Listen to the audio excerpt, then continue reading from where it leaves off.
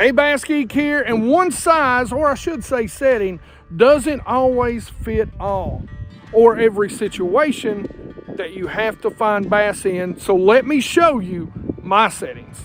I have been catching bass from brush piles, shallow to deep, to laydowns, to rock piles, shallow to deep, to ledges, to bluffs, to open water, on top water, over 50 and 150 feet. If you set up your live scope or your forward facing sonar and you don't adjust the settings for the situation you're in, you're not getting the most out of your money. This is a GPS map 1222. Now you can use the eco maps. They're really interchangeable.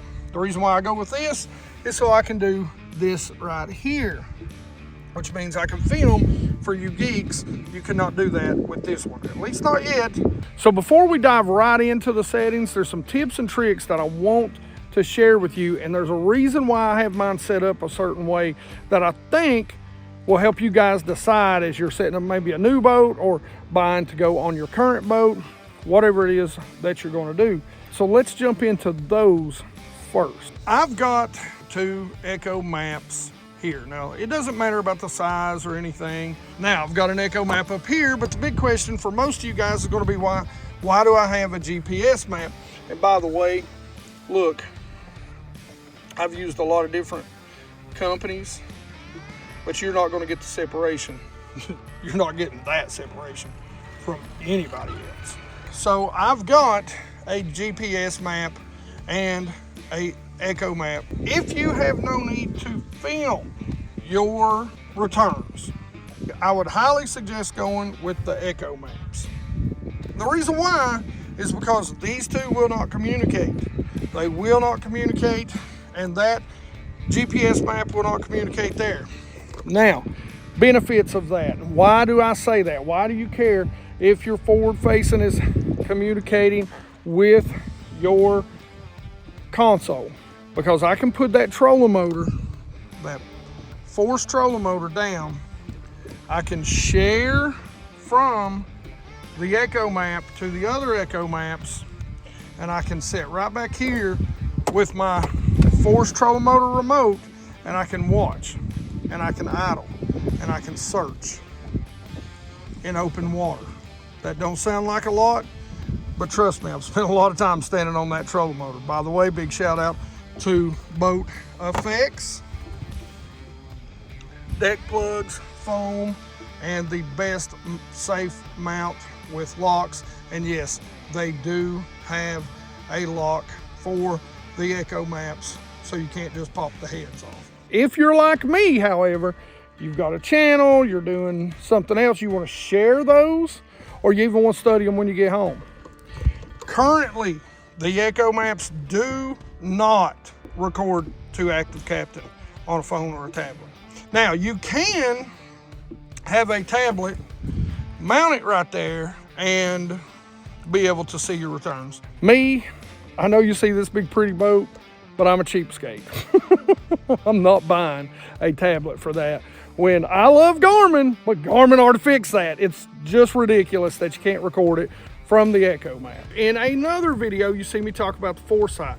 This is a trick. What I love about this is that I can take this off. Now, on a day like today, we got a little bit of wind. We know the bass are in brush piles, they're in laydowns. And when the wind is blowing, it's hard to fight the wind and have your transducer on your trolling motor. So you use your anchor lock, and then you've got this with a foot switch. You can move it back and forth. Now, if I was chasing open water bass, I'd want it on my trolling motor. We catch a ton of bass chasing shad in open water. We fish highlands reservoirs, and these bass will be at the edge of visibility. So most of the time during the summer, these bass are not deep like we all expect them. Now, this is just one group. There's always other groups, right? But the bass I've been chasing this year and learning about are offshore open water bass. Huge schools of them. One of the best ways to catch them has been top water. And we're not talking about, they'll bust every once in a while, but you can follow them around with your live scope Throw that top water just past them or right on them, and you can catch those bass.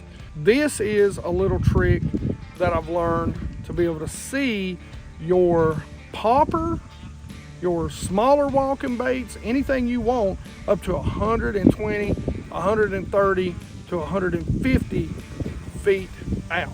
Transducer placement. I have my transducer up pretty high on the shaft of my force trolling motor. And the reason why I have it up so high is because I want to be able to see the surface of the water. I want to be able to see the splash of my bait. It helps me know if I've made the right cast quicker, even if I'm going to the bottom. If I see that splash and I know I'm ahead, because it's always going to pendulum back to you just a little bit, no matter what you're throwing, other than top water. And I want to be able to see my top water. I actually have it set up so high that the transducer is slightly out of the water until I step on the boat. That's another trick for me to be able to see the top of the water farther out. Now, even with it up that high, you're going to see the fish on the bottom as deep as you want to see them, completely under the boat if you want to. So another thing that I do when I know I'm looking for bass, say in that upper water column, that are going to be predominantly hitting top water, is I turn my transducer a click to 2 clicks up. So here we've got the transducer on the forward mode. You can see the lines. Generally what I do is I'll loosen it, and there's little clicks. I will click it up 2. And what that does is it points it just a little bit more toward the top of the water, so that we're getting a little better signal on the top of the water, and we're able to see that splash of that popper, that wake bait. I mean, I don't care what it is. You're gonna see that splash out there 100, 120 feet, which is what I generally run on. So that covers kind of physically how I use my forward facing sonar, my live scope. Now, let's jump into the settings, and I'll show you how I tweak my settings based on when I'm fishing cover, and when I'm fishing structure, and when I'm fishing open water. All right, guys, so very first thing I'm going to talk to you about is, notice I trim everything down. Really, I can get rid of this crap too. I do like to make sure that my voltage is right. I do like my time so that I can, you know, I'm looking at this, I can see how much time, because you will get lost dealing with these things and chasing bass around. You got to learn not to spend too much time staring at this thing. We're going to start with open water. You know, we're out here in the middle of this little creek. You can see a few fish. I don't know what those are swimming around, but I'm going to share with you my open water. Now, I'll be the first to tell you, when I'm running open water, I'm running hot.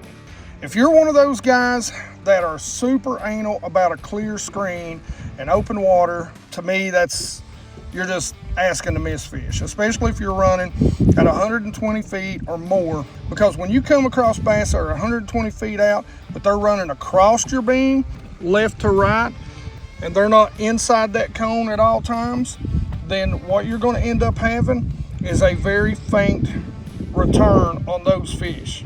You're not even going to see them. So I like a dirty screen. See all the stuff in it when I'm in search mode. All right, let me show you what those settings look like. You can see right here, I've got it on 79. Now, I will go as high, especially as my volts begin to drop as the day goes on. I will go as high as 83. We will blow it out, right, if we're in open water.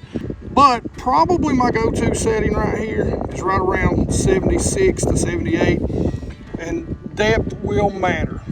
And what I mean by depth will matter, the deeper you are, or the deeper you try to see, the hotter you're going to want to run your game.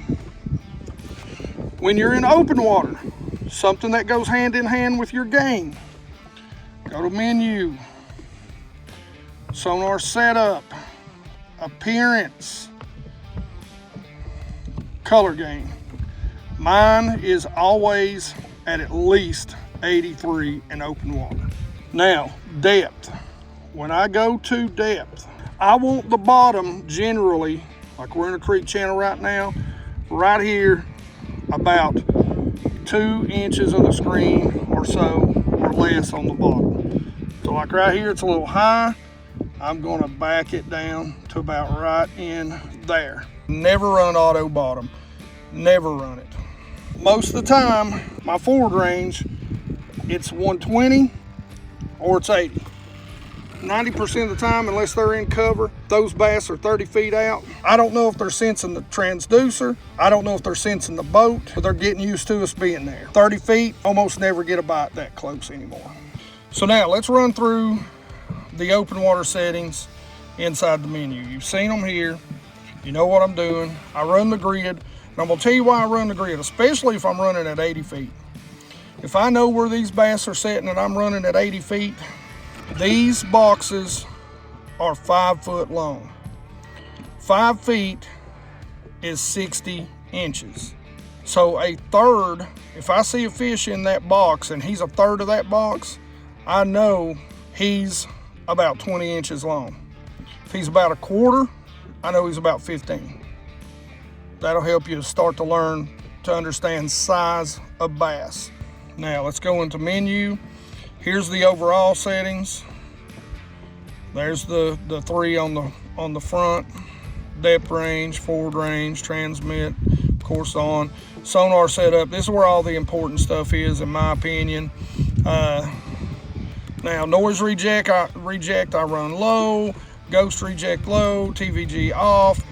Overlay data. You know, guys, you just do what you want there. Explore that stuff. You can't mess nothing up. You can always factory reset it.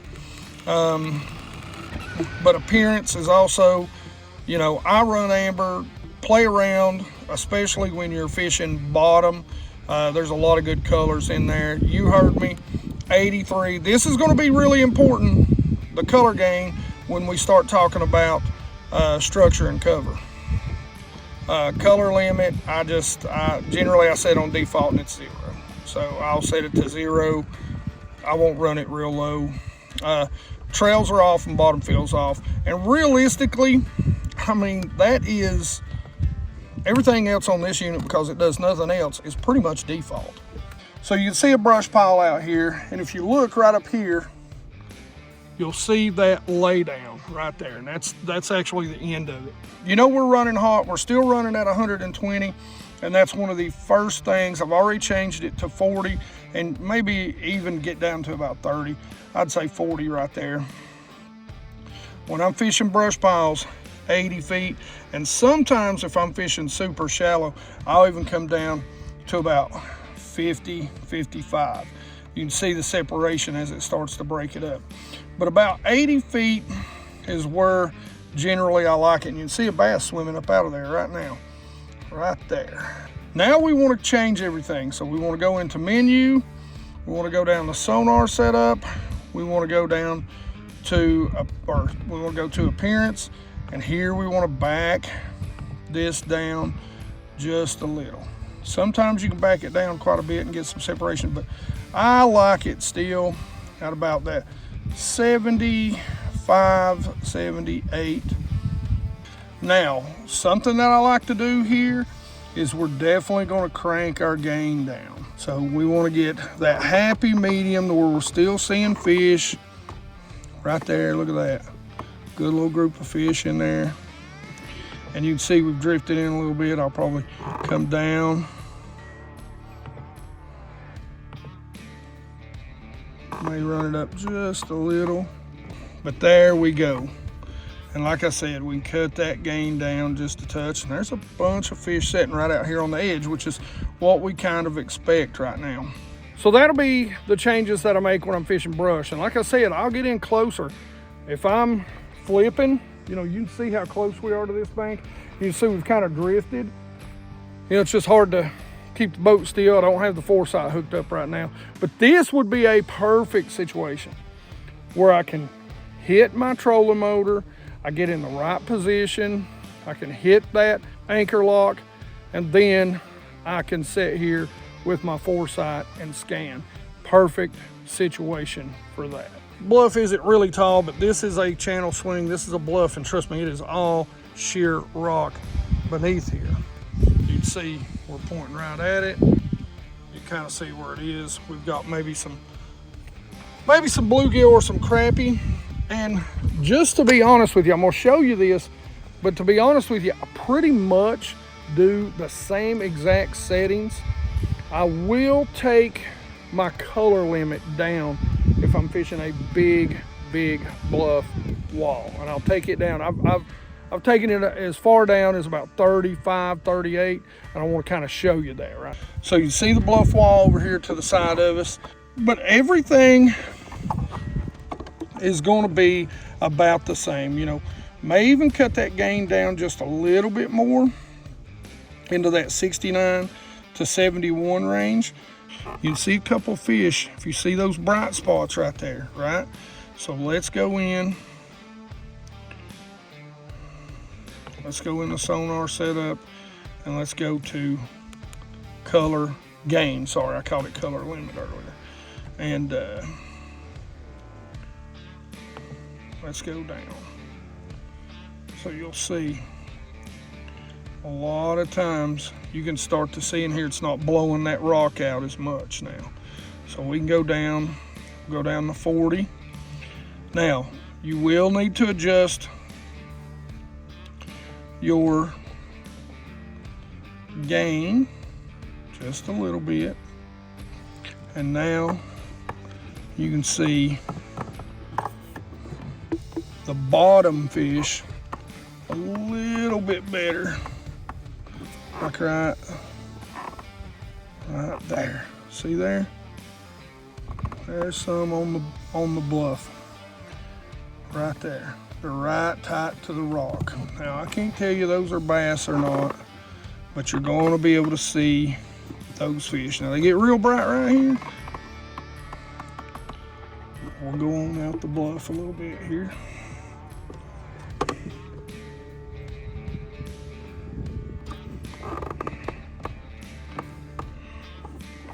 And we'll scan it. Not a whole lot there.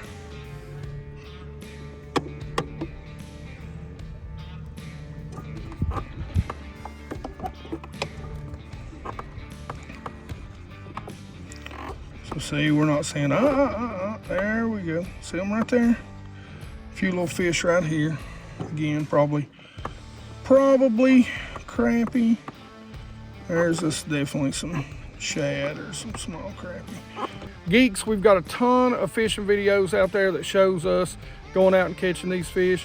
I hope this helps you guys. I mean, if you got questions about it, man, put them in the comment section below. I love this thing. For the lakes I fish, they pull off the banks in open water and suspend. You don't catch them. You don't catch them during the day in the summer on these lakes. So, as always, questions and comments in the comment section below. Like it if you like it. Don't forget to subscribe. 100% Watch Squad Geeks. I love you guys. I love all my geeks. You geeks rock.